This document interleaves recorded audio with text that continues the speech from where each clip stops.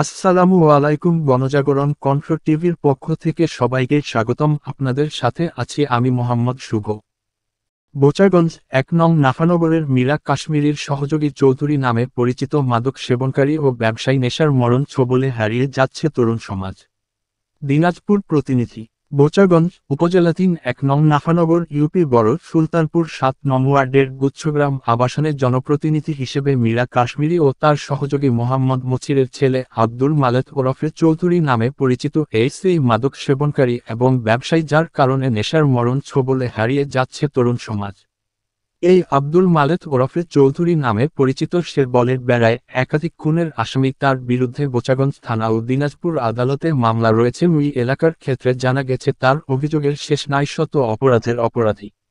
গুচ্ছগ্রাম আবাসনের অসহায় পরিবারের তরুণী মেয়েদের স্বামী পরিত্যক্তা অর্ধবয়সী বিয়ের প্রলোভন দেখিয়ে এবং স্বামীর সংসার ভেঙে ওই মেয়েদের দিয়ে করাচ্ছে দেহ ব্যবসা সহ আশপাশের ২৬টি এলাকার রাতের আধারে নারী লোভীদের হাতে তুলে দিচ্ছে মীরা কাশ্মীরি ও চৌধুরী নামে পরিচিত। দেখার কেউ নাই বললেই চলে। সার্বিক সহযোগিতা করছেন জনপ্রতিনিধি নামে পরিচিত মীরা কাশ্মীরি। যদি কেউ বোচাগঞ্জ থানার পুলিশের হাতে গ্রেফতার হন, তিনি নিজেই জামিনদাতা হয়ে দিনাজপুর কোর্ট থেকে ছাড়িয়ে আনেন। কিন্তু কেন, এই নিয়ে জন্মনের প্রশ্ন।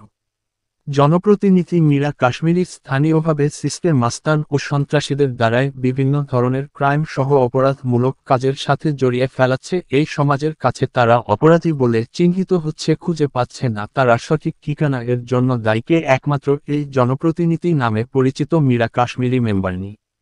এদের বিরুদ্ধে কেউ প্রতিবাদ করলে বা মুখ খুললে নেমে আছে নির্মম অত্যাচার, যার কারণে ভয় কেউ মুখ খুলতে পারে না। মিথ্যা মামলায় হয়রানি, বাড়ি ভাঙচুর, প্রাণনাশের হুমকি সহ ইত্যাদি।